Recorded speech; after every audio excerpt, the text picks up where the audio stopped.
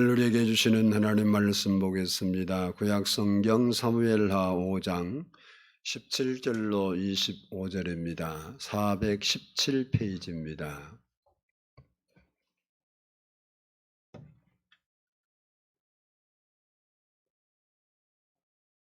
417페이지 열왕기 사무엘하 5장 17절로 25절의 말씀을 저와 한 절씩 나누어서 봉독하도록 하겠습니다.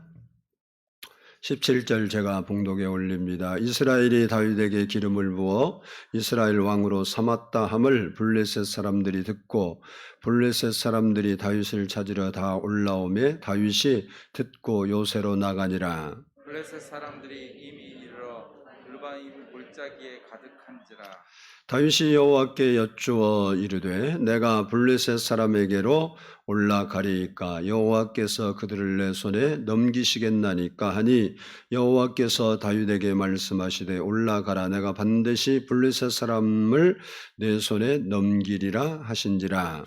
다윗이 바알 브라심에 이르러 거기서 그들을 치고 다윗이 말하되 여호와께서 물을 흐름같이 내 앞에서 내 대적을 흩으셨다 하므로 그 곳 이름을 바알 브라심이라 부르니라. 거기서 블레셋 사람들이 그들의 우상을 버렸으므로 다윗과 그의 부하들이 치우니라. 블레셋 사람들이 다시 올라와서 르바임 골짜기에 가득한지라. 다윗이 여호와께 여쭈니 이르시되 올라가지 말고 그들 뒤로 돌아서 뽕나무 숲을 맞은편에서 그들을 기습하되 뽕나무 꼭대기에서 걸음 걷는 소리가 들리거든 곧 공격하라. 그때 여호와가 너보다 앞서 나아가서 블레셋 군대를 치리라 하신지라. 이에 다윗이 여호와의 명령대로 행하여 블레셋 사람을 쳐서 게바에서 게셀까지 이르니라. 아멘. 아멘. 이 시간에는 성가대 찬양이 있겠습니다.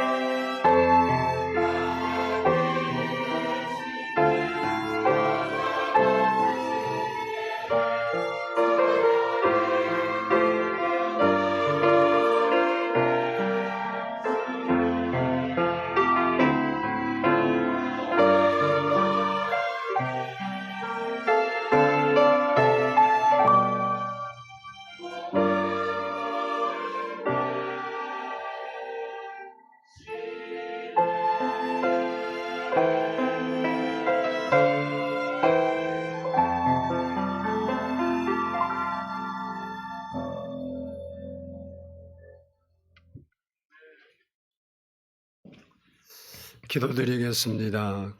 고맙고 감사하신 아버지 하나님, 오늘도 이렇게 저희가 하나님 앞에 나와 예배하고 하나님 앞에도 말씀을 듣는 시간 저희에게 허락하심을 감사합니다. 이 시간 우리의 마음을 열어주시고 우리가 마음을 다하여 하나님의 말씀을 받을 수 있는 시간이 되도록 성령 하나님께서 우리에게 은혜를 부어주시기를 간절히 바라고 원합니다. 사랑의 아버지 하나님, 구하오니 주께서 이 시간 역사해 주셔서 아버지 듣는 모든 심령들이 하나님 말씀으로 세워지게 하시고 주님을 만나고 경험하는 시간 되게 하시고 하나님 말씀이 우리 영을 새롭게 하는 시간이 되게 해 주어서 우리가 영으로 하나님을 섬기고 하나님 앞에 은혜를 입어 살아갈 수 있도록 축복하여 주시옵소서.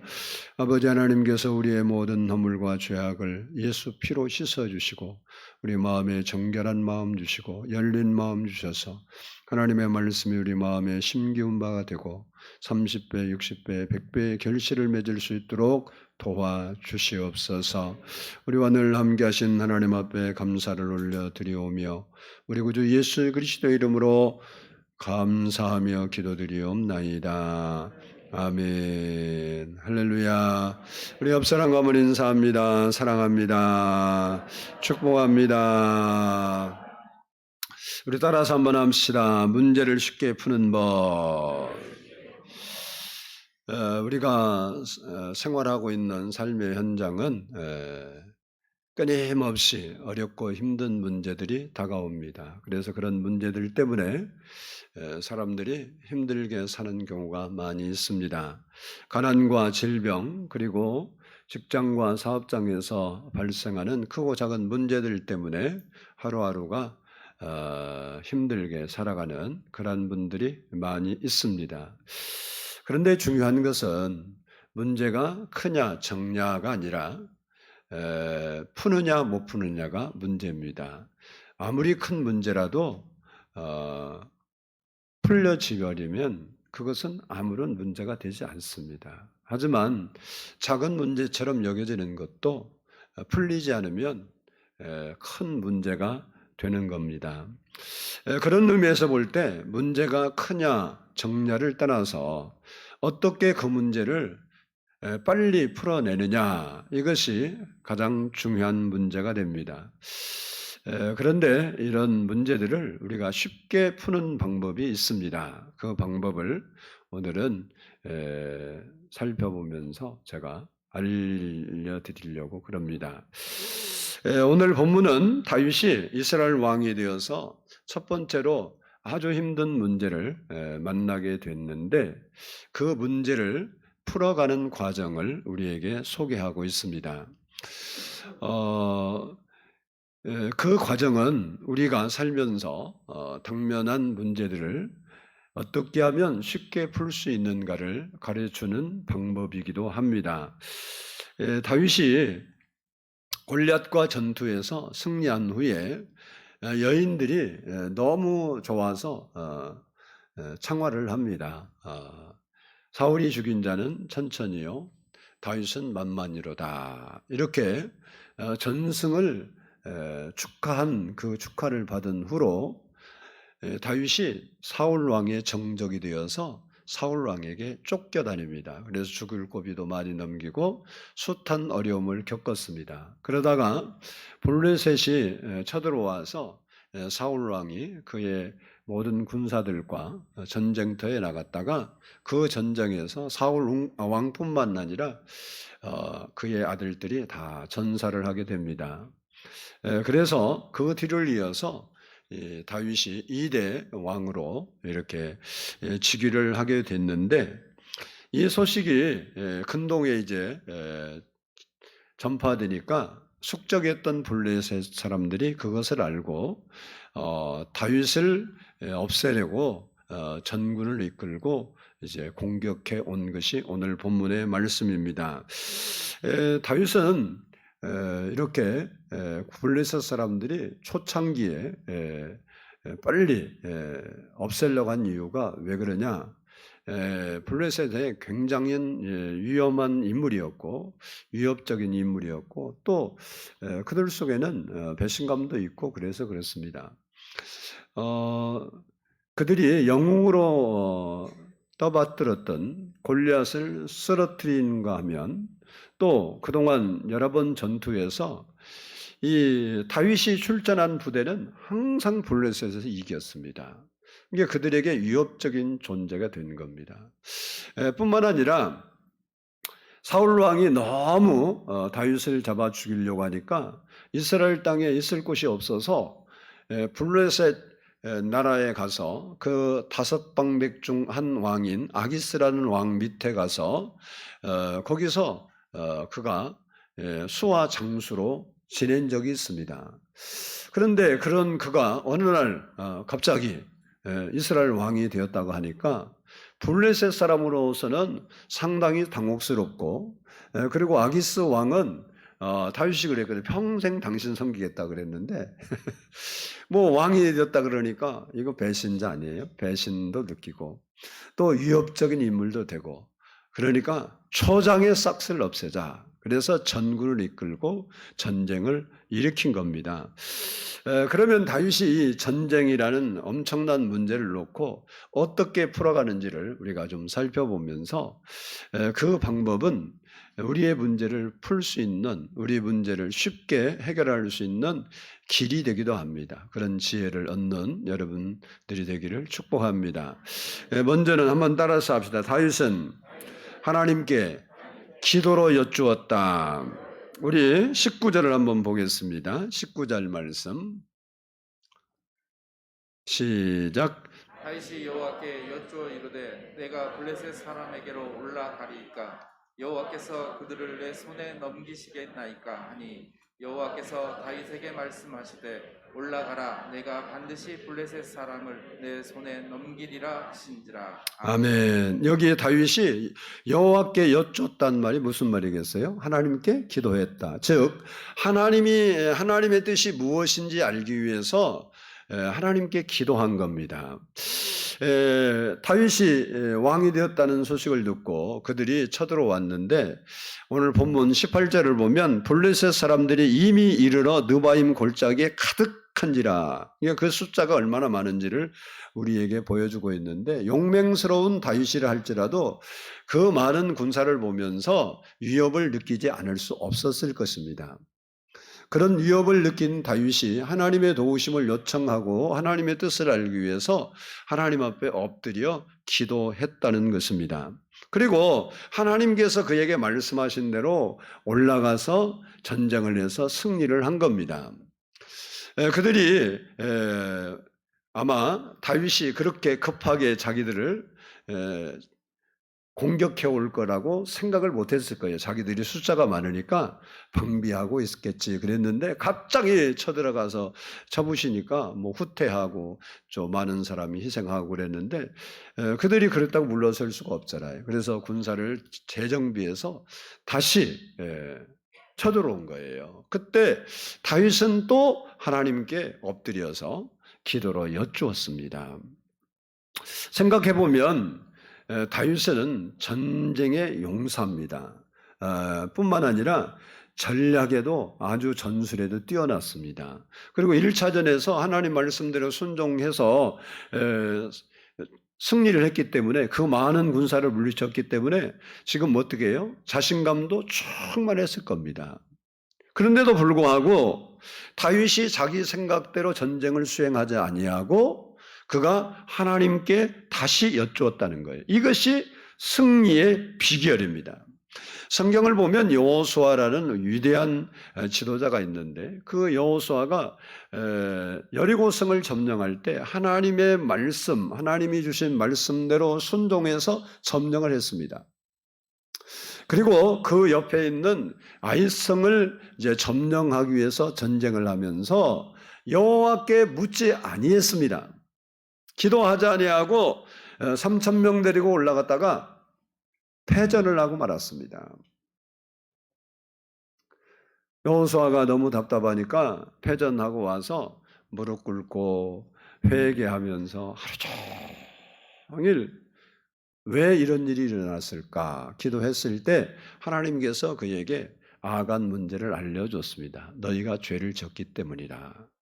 다시 말하면 만약에 여호수아가 전쟁을 수행하기 전에 아이성을 우리가 생각하니까 저거 3,000명이면 충분히 이길고 작은 성이니까 다 고생할 필요도 없다. 이렇게 작전 회의를 하고 올라갈 것이 아니고 그가 전과 같이 하나님 앞에 기도하고 하나님의 응답을 받았으면 분명히 하나님께서 내가 너희 안에 있는 죄악을 제거하지 않으면 내가 역사하지 않느니 죄악부터 제거하라고 가르쳐 줬을 거예요.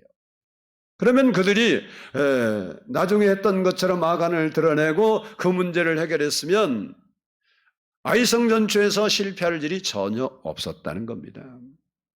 그런데 왜 그렇게 했느냐? 여호수아의 생각에 그 정도의 성은 우리의 실력으로 충분히 할 수 있다 생각해서 그렇게 했는데 그것이 실수였다는 겁니다. 여호수아 9장 14절로 15절을 보면 무리가 그들의 양식을 취하고는 어떻게 할지를 여호와께 묻지 아니하고, 따라서 합니다. 어떻게 할지를 여호와께 묻지 아니하고 여호수아가 곧 그들과 화친하여 그들을 살리라는 조약을 맺고 회종 족장들이 그들에게 맹세하였더라라고 했습니다. 이 말씀은 여호수아가 가나안 땅 사람들과 하나님께서 언약을 맺지 말라고 했는데 기브온 사람들이 거짓으로 변장을 하고 와서 조약을 맺자고 할 때 성경이 뭐라고 말하냐? 어떻게 할지를 여호와께 묻지 아니하고. 여호수아가 그렇게 믿음의 사람이고 기도의 사람이고 하나님의 사람이었는데 그 일을 볼 때는 자기 생각에, 자기의 환경에, 자기의 경험에 보니까 그 사람들을 보니까 신발도 낡았고 옷도 낡았고 떡도 탱이가 났고 모든 것을 볼 때 근방에서 온 사람들이 아니고 저 멀리서 가나안 땅 사람이 아니라고 그들이 말한 대로 그런 것 같이 보인 거예요. 그래서 어떻게 할지를 여호와께 묻지 아니하고 그들이 하나님 앞에 맹세하면서 조약을 세웠어요. 그래서 그 일로 인해서 이스라엘 백성들은 이 기브온 사람들 때문에 엄청난 어려움을, 처음에는 그들이 종살이를 했지만 나중에는 엄청난 어려움을 당하게 되는 거예요. 왜? 여호수아 같이 훌륭한 사람이라도 여호와께 묻지 아니하고 자기가 할 수 있다고 생각해서 했던 것이 오히려 발목을 잡은 겁니다. 우리에게 무엇을 가르쳐주고 있습니까? 하나님께 묻지 아니하고 하는 것은 잘못이고 실수고 실패라는 거예요. 다시 말하면 내 생각에 충분히 내가 해결할 수 있다고 생각하는 그 문제도 하나님께 여쭙고 하나님께 묻고 그 일을 진행해야 된다는 겁니다. 즉 하나님의 뜻을 묻고 진행해야 진정한 승리를 얻을 수 있는 것입니다. 그래서 다윗은 자기의 경험상으로 자기의 전략상으로 전번에도 이겼기 때문에 이번에도 분명히 이길 수 있다는 확신이 그에게 있었을 겁니다. 그럼에도 불구하고 자기의 확신대로 자기 생각대로 하지 아니하고 하나님께 묻고 그 하나님이 말씀하신 그 내용을 따라서 전쟁을 수행함으로 대승을 거두었습니다. 그렇습니다. 문제를 쉽게 풀으려면 하나님께 기도로 아뢰어야 된대요. 그러면 다윗이 왜 문제를 만날 때마다 이렇게 하나님께 묻는, 여쭙는 기도 생활을 했을까? 그것은 첫 번째 따라서 합니다. 겸손했기 때문이다. 어느 날 왕이 되었다고 해서 하나님을 뒤로 제껴두고 내가 해도 된다는 생각이 교만인 겁니다. 어느 날 갑자기 지위가 높아지고 재산이 불어났다고 해서 자기를 내세우려고 하는 생각 역시 교만인 겁니다.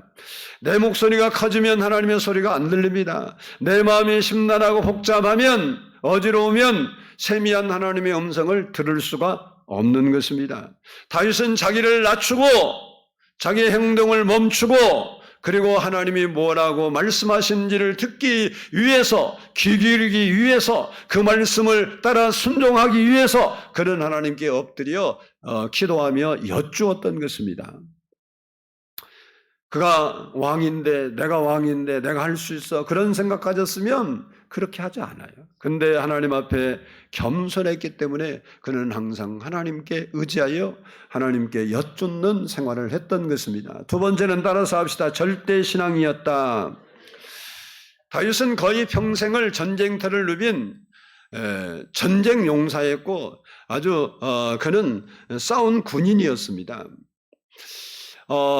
우리가 아는 것과 같이 일찍이 소년 시절에 골리앗을 쓰러뜨린 공로를 인정받아서 그 소년이 왕의 경호실장이 되었어요.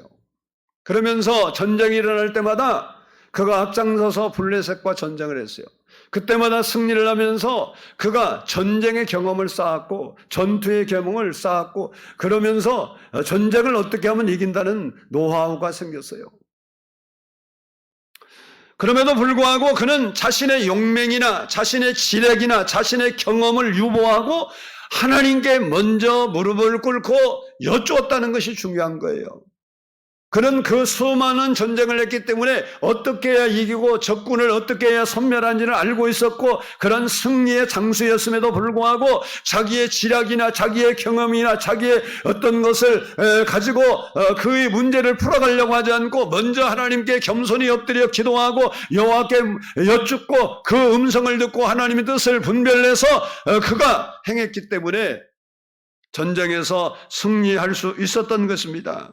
왜 이렇게 그가 하나님 앞에 늘 왕이면서도 자기 일의 확신과 능력이 있음에도 그렇게 했느냐? 그것은 나보다 하나님이 더 위대하시고 강하시고 능력이 있다고 믿었기 때문에 그런 거예요. 우리가 하나님께 여쭐 수 있는 사람은 하나님을 정말로 신뢰하는 사람입니다. 하나님이 내 지혜보다 뛰어나고 내 능력보다 뛰어나고 내 지략보다 뛰어나고 내 경험보다 뛰어나다고 믿는 사람은 하나님께 기도하는 거예요. 근데 내가 하나님만큼 똑똑하다고 생각하는 사람은 절대 기도 안 합니다. 미국 트루먼 대통령이 계신데 그분이 이제 임기를 마치고는 고향에서 조용히 살았습니다. 그분을 위해서 기념 도서관을 세워놨어요. 언젠가 한날 그분이 이제 자기 이제 기념 도서관에 갔는데 전직 대통령이 거기 오니까 거기 이제 뭐 그 도서관에 지도교사들과 어린아이들이 많이 이제 왔었는데 뭐 관람으로 왔는지 뭐하러 왔는지는 모르고 왔는데 대통령이 오니까 우르르 몰려왔어요. 우르르 몰려와서 그중에 한 아이가 묻는 거예요. 대통령께서는 제 나이 또래 때 인기도 대단하셨고 반장도 하셨겠지요? 이렇게 물은 거예요. 대통령이니까 어릴 때부터 그렇지 않았겠느냐 이렇게 묻는 거죠. 그랬더니 트루먼 대통령이 뭐라고 하냐? 정반대야. 나는 눈이 나빠서 안경이 없으면 맹구가 같았어. 재주도 없었고 운동도 잘못됐고 겁쟁이라는 말도 들었어. 이렇게 얘기하는 거예요. 그러니까 그 아이가 이상하잖아요. 대통령까지 하신 분이. 그러니까 그런데 어떻게 대통령이 되셨어요? 이렇게 다시 물었어요. 그때 트루먼이 뭐라고 말했냐면 나는 하나님께서 함께 하시면 못할 일이 없다는 성경 말씀을 믿었기 때문이야. 지금도 하나님은 나의 등 뒤에서 나를 보호하고 계신단다라고 그 어린이에게 대답해 주었다고 합니다. 그렇습니다. 하나님을 절대 신앙하는 사람은 기도하며 살아가는 거예요. 모세도 기도함으로 승리했고 다니엘도 기도하고 승리했고 요나도 기도로 승리했고 야곱도 기도로 승리했고 예수님의 제자들도 바울도 기도로 승리했습니다. 어찌 우리라고 예외가 될 수 있겠습니까? 우리도 기도하는 사람이 되어야 됩니다. 위기의 때, 질병의 때, 환난의 때, 역경의 때 우리는 하나님께 여쭈어야 되는 거예요. 그러면 문제를 쉽게 풀 수 있는 길이 열리는 겁니다. 하나님은 듣기만 하시는 하나님이 아니라 대답하시는 하나님이십니다.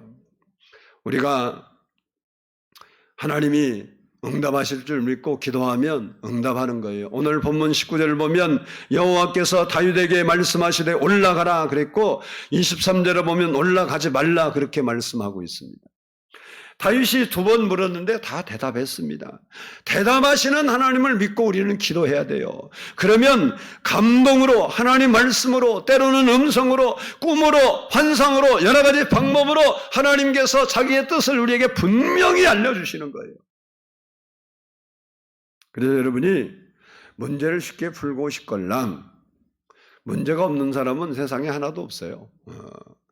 제가 나이가 이제 조금 들으려 그러니까 저보다 나이 든 사람들 보니까 다른 데가 종합병원이 아니라 그분들이 종합병원이더라고. 뭐 한 군데만 아픈 게 아니라 아예 머리부터 발끝까지 별로 안 아픈 데가 별로 없어. 아니 그게 정상이라니까 정상. 비정상. 그러니까 우리가 인생을 살아가는데 문제가 없느냐 문제가 없는 게. 이제 뭐 은퇴하면 몸이 아파서 문제가 많고 은퇴하기 전에는 뭐 직장에서 사업장에서 또 그 일쪽에 많은 문제 생기고 우리는 이래도 저래도 평생 문제를 벗어나서 살 수 있는 사람은 한 명도 없어요. 근데 그 문제들을 우리가 쉽게 풀어낼 수 있는 방법이 하나님께 기도하는 거예요. 기도하며 살기로 결심하는 시간이 되기를 바랍니다. 이왕 내가 예수 믿을 걸 나도 제대로 기도 한번 하고 제대로 하나님 만나고 제대로 예수 믿다가 내 인생 끝내야겠다 이런 결심을 해야 돼요. 기도하면서 살기로 했네. 기도하면서 살기로 했네. 기도하면서 살기로 했네. 뒤돌아서지 않겠니. 기도하면서 살기로 했네. 기도하면서 살기로 했네. 기도하면서 살기로 했네. 뒤돌아서지 않겠니. 여러분이 기도하며 승리하는 삶을 살 수 있기를 축복합니다. 두 번째는 따라서 합시다. 다윗은 말씀대로 순종했다. 오늘 본문 25절을 보겠습니다. 25절 시작. 을 쳐서 대바에서 베델까지 이르니라. 아멘. 다윗이 여호와의 명령대로 행하여 바로 이것이 문제를 쉽게 풀 수 있는 결정적 근거였습니다. 다윗은 자기 경험도 많고 똑똑하고 훌륭하고 용맹하고 왕이었어요. 그런데도 불구하고 자기의 경험을 앞세우거나 자기의 주장을 앞세운 적이 한 번도 없어요. 어디에서 뭐 백성들 앞에 신하 앞에 그렇다는 게 아니고 하나님 말씀 앞에 그는 자기 주장을 내세운 적이 없어요. 자기의 경험을 내세운 적이 없어요. 그것이 승리의 비결이었던 겁니다. 첫 번째 공격이 오자 하나님께 여쭈었습니다. 올라가서 싸우라는 거예요. 근데 그들은 숫자가 많습니다. 이스라엘 백성은 숫자가 적어요. 그때는 또 뭐 사울 왕이 군사가 많지 않았을 때예요. 아니 사울 왕이 아니라 다윗이. 근데도 불구하고 하나님 말씀에 이와 토를 달지 않고 올라갔어요. 왜 그들이 이겼나 제가 가만히 생각해 보니까 이 사람들이 자기들은 숫자가 많고 이제 뭐 방어할 사람은 이스라엘이니까 그리고 바로 전에 사울과 전투에서 다 쓸어버렸거든요. 이겼어요. 그러니까 그거 뭐 문제도 안 된다 이렇게 생각하고 올라와서 느바인 골짜기 꽉 찼는데 그들이 생각할 때 무시하고 있었죠. 그리고 그들이 만에 하나라도 다윗과 그 군사들이 자기를 먼저 칠 거라고는 상상도 못했을 것 같아요. 여러 가지 여건상. 그러니까 이제 공격하기 전에 쉬고 먹고 좀 놀고 있는데 갑자기 급습을 하니까 뭐 싸울 준비도 안 된 상태에서 하니까 자기도 모르게 혼비백산 도망가면서 많은 피해를 입은 거예요. 하나님의 계획이 사람 계획보다 나은 거죠. 그러니까 이 블레셋 군사들이 이제 후퇴를 해서 그걸로 끝난 게 아니라 자기들이 숫자가 많으니까 뭐 패배는 했어도 그걸로 끝나는 게 아니잖아요. 군사를 재정비해서 다시 이번에는 우리가 제대로 한번 해서 물리치자. 그리고 그들도 각오를 하고 다시 느바인 골짜기에 또 가득 채웠어요.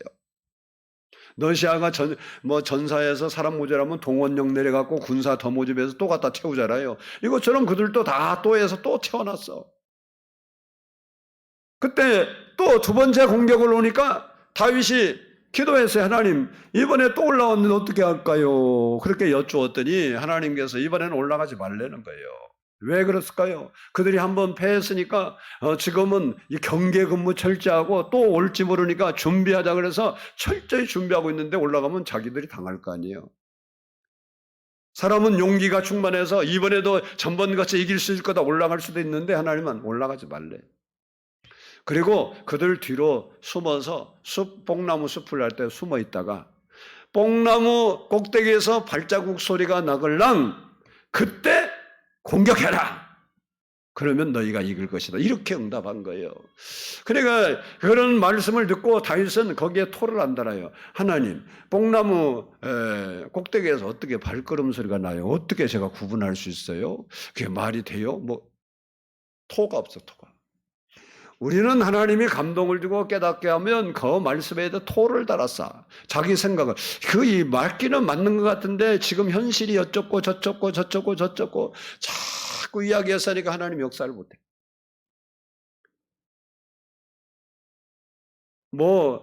말바꾸기 소리가 난다든지 다른 소리가 난다면 금방 이해하는데 그것도 뽕나무 꼭대기에서 소리가 난다니까 여러분 걸음 소리가 누가 사람이 안 걸어가는데 어떻게 걸음 소리가 나겠어요? 근데 오늘 본문에 뭐라고 말했냐? 네가 그때 공격하면 내가 앞서가서 먼저 친다 그랬어요. 그러니까 이 말씀을 보니까 다윗이 이긴 것이 아니고 뽕나무 발자국 소리가 누구 소리인지는 모르는데 그 말씀에 의지해서 보면 하나님이 지금 앞서가는 소리예요. 하나님이 앞서가면 뒤에서 소리 지르고 따라가는 소리죠. 이유가 되든 안 되든 다윗은 그 소리를 듣고 그렇게 해서 대승을 거뒀던 겁니다. 첫 번째 공격에서도 다윗이 거기에서 승리하고 뭐라고 말했냐? 바알 보라심이라고 했어요. 이게 뭐냐면 흩어짐의 주라는 말인데 이 말을 쉽게 이야기하면 블레셋 대군을 이스라엘 백성들이 쳐들어가니까 하나님이 물같이 흩어져서 그냥 쉽게 이겼다 그 얘기예요.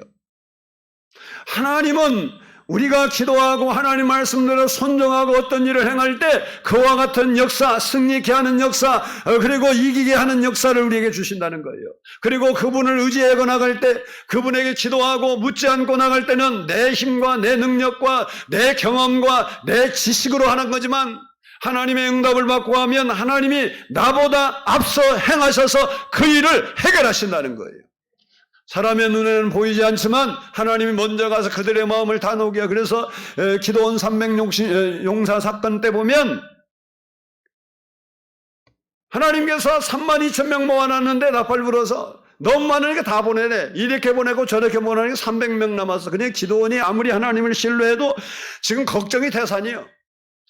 가서 전쟁을 해야 하는데 미디안 사람들은 모래알 같이 많았다 그래. 모래알. 셀 수도 없는 거예요. 근데 300명이 그걸 어떻게 이기겠어? 아무리 일당 100이 아니라 일당 1000도 안 되는 거예요. 일당 만이라도 안 되는데 그 전쟁을. 근데 어떻게 해서 올라갔냐? 네가 그렇게 나를 못 믿겠냐? 그럼 네 부하를 데리고 가서 적지를 한번 정탐해봐라. 그래서 그 밤에 몰래 숨어서 들어가서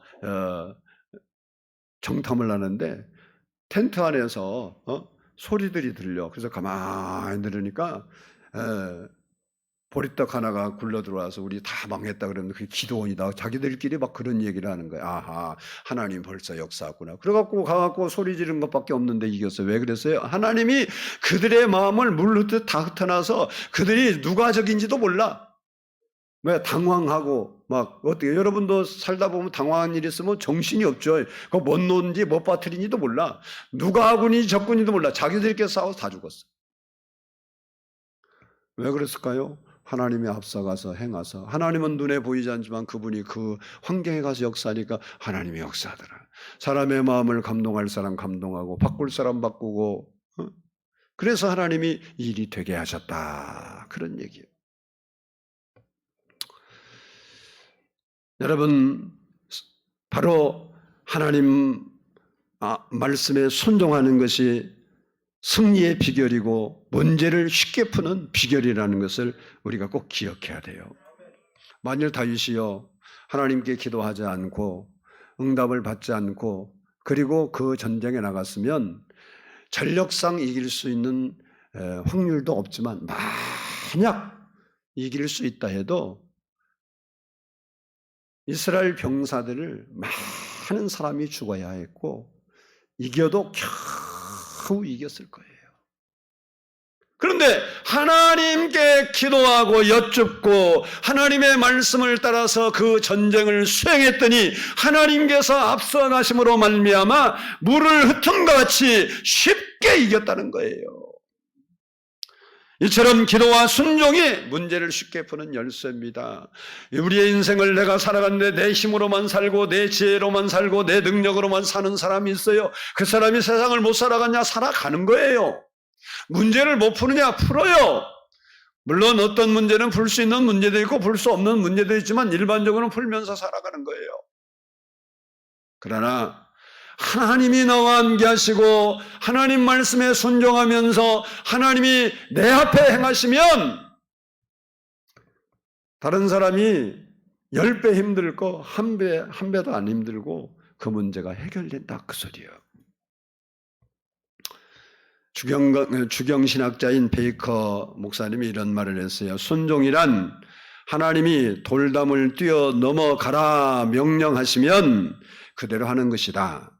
뛰어넘는 것은 내가 할 일이고 넘어갈 수 있도록 해주시는 것은 하나님이 하실 일이기 때문이다. 무슨 말입니까? 우리는 하나님 말씀에 순종하면 그 말씀을 이루시는 분은 하나님이시라는 거예요. 그래서 우리가 하나님 말씀에 절대 순종해야 돼요. 우리가 하나님 말씀에 순종하려면요, 내 생각을 내려놔야 돼요. 내 경험도 내려놓고 내 환경도 내려놓고 내 똑똑도 내려놔야 순종할 수가 있는 겁니다. 왜냐하면 하나님의 생각과 내 생각이 전혀 다르기 때문에 그래요. 하나님 생각과 내 생각이 같다면요, 신앙생활하기 너무 좋아요. 미움이 일어날 때 미워하라. 그게 일반적인 생각이잖아. 그렇게 하나님이 우리에게 말씀하시면요, 그거 순종하려고 노력할 것도 없어. 미운 사람 생각하면 당연히 미운데, 응? 원망할 일 생기면 원망하고 살아라. 이게 하나님의 뜻이면 우리가 너무 쉬워. 그냥 원망하기 싫어도 원망이 절로 나오는데 뭘 노력을 할 필요가 있겠어. 근데 하나님은 너 원망할 환경이냐? 그때 감사하라. 그러니까 하나님의 생각하고 나는 원망하고 싶어 죽겠는데 하나님은 감사하라니까 이게 이해도 안 되고 할 수도 없고. 그러나 하나님 말씀에 우리가 순종해서 살면 하나님이 앞서 행해서 우리의 문제를 해결해 주신다는 것을 믿어야 되는 거예요. 그렇습니다. 기도로 하나님께 여쭙고 그 말씀에 순종하는 것이 우리가 만난 문제들을 쉽게 풀어가는 비결이라는 것을 잊지 말아야 됩니다. 한 증기선이 뉴폴랜드를 지나고 있었습니다. 그날이 수요일이었는데 안각에 너무 짙게 껴서 배가 움직일 수가 없는 거예요. 저도 안개 낄 때 운전을 해본 적이 있는데 고속도로에서 안개를 만나니까 착 깝깝하더라고. 빨리 달릴 수도 없고 쉴 수도 없고 차선을 변경할 수도 없더라고.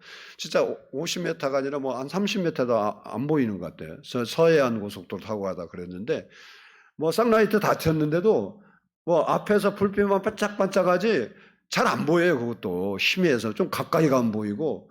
그러니까 차선을 바꾸고 싶은데 옆에 있는지 오는지를 몰라. 그럼 바꿀 수도 없어. 그리고 속도를 거기 안개가 꼈으니까 전부 만난 사람은 줄이면서 가잖아요. 줄이면서 갔는데 그 속도를 낼 수도 없고 줄일 수도 없는 거야, 이게. 안 보이니까. 빨리 가면 앞차받고, 내가 만약에 쉬어버리면 뒤차가 와서 받으니까, 그 안개 벗어날 때까지 막 심장이 쫄이더라고. 이 안개가 그렇게 꽉 켜 있으니까 배가 움직일 수가 없는 거예요. 그러니까 한 선객이 선장을 찾아와서 이런 말을 했어요. 선장님, 제가 이번 주 토요일 오후까지 퀘벡에 가야 되는데 그때까지 이 배가 그곳에 도착할 수 있습니까? 이렇게 물으니까 선장도 답답하죠. 지금 환경이 그러니까 이런 안개 때문에 그것은 불가능합니다. 그렇게 말을 하니까 이 사람이 그러면 같이 함께 기도합시다 그런 거예요. 선장이 그런 환경에서 난데없이 기도하자 그러니까 이 사람이 정신병자 이상한 사람으로 이렇게 여겼어요. 이보시오. 지금 밖에 안개가 얼마나 짙은가 보이지 않소? 그랬더니 이 선객이 이런 말을 했어요. 내 눈은 안개가 얼마나 짙은가를 보는 것이 아니라 내 생을 움직이시는 살아계신 하나님을 보고 있어. 그러면서 기도를 했어요. 하나님, 당신의 뜻이 합당하다면 이 안개를 5분 안에 걷어 주십시오. 하나님이 저를 위해 만들어 놓으신 퀘벡에서의 약속을 아시지 않습니까? 바로 돌아오는 토요일입니다. 저는 그것이 하나님의 뜻인 줄 믿습니다. 근데 이게 웬일입니까? 기도를 마치니까 안개가 슉 거치는 거예요. 그래서 그분이 정상적인 날짜에 도착했다. 그게 누구냐? 여러분이 잘 알고 있는 조지 물러 목사님의 기도예요. 하나님은 우리가 어디에서 어떻게 기도하든지 기도할 때 하나님 우리의 기도를 들어요.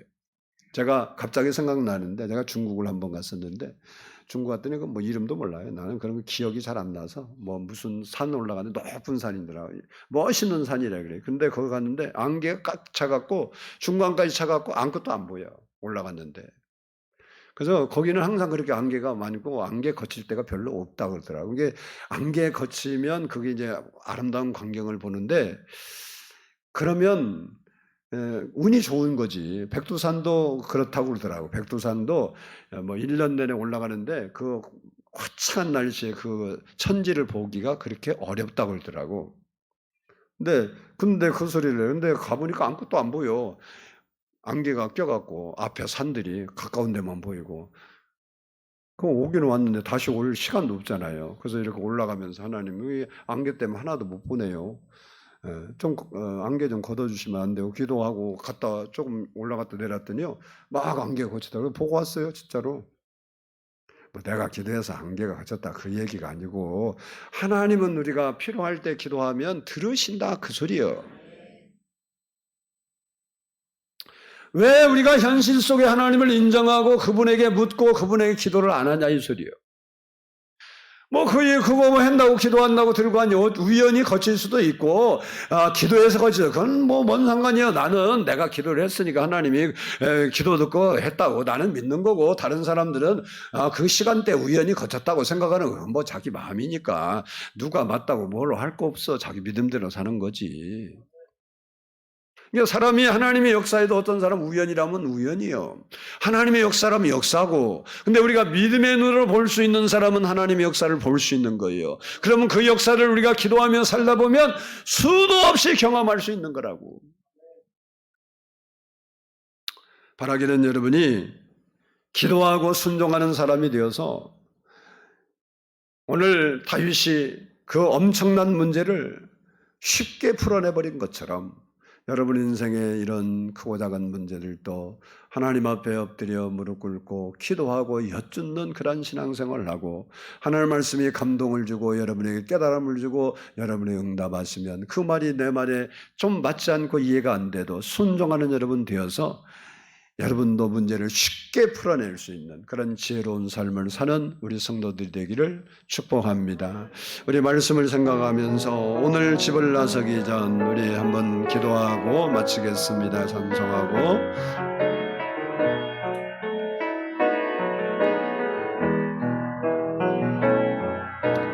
오늘 집을 나서기 전 기도했나요?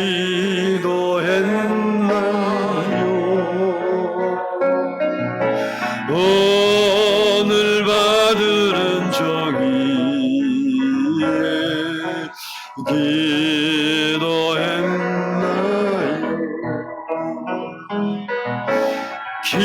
기도는 우리의 안식 이 빛으로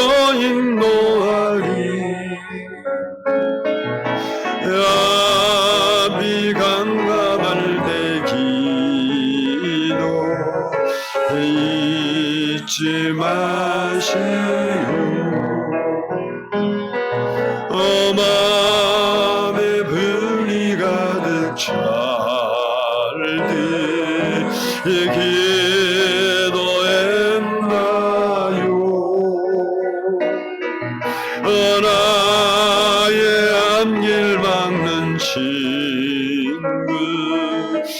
용서했나요?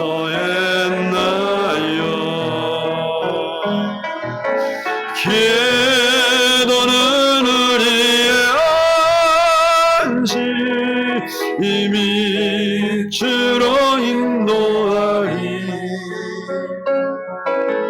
암이 감감할 때 기도 잊지 마세요 어려운 시험 당할 때 기도했나요?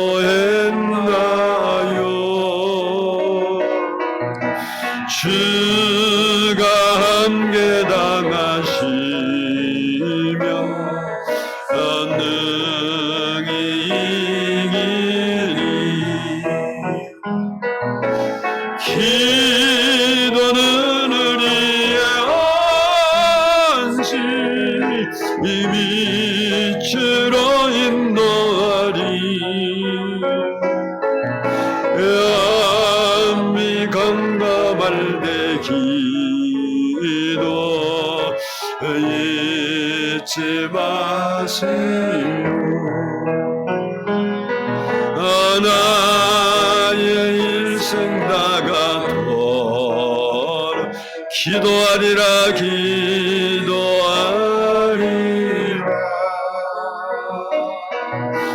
주께 맡긴 나의 생애 영원하리라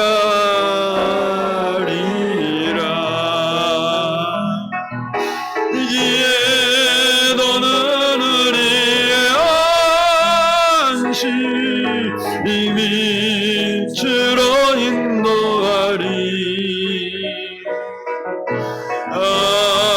앞이 감감할 때 기도 잊지 마시 어려운 시험 당할 때 어려운 시험 당할 기도했나요? 주가 함께 당하시면 주가 함께 당하신 능히 이기리 능히 이기리 아멘 너는 우리의 안식 이미 주로 인도하리 암이 감감할 때 기도 잊지 마세 나의 일생 당하도록 나의 일생 당하도록 기도하리라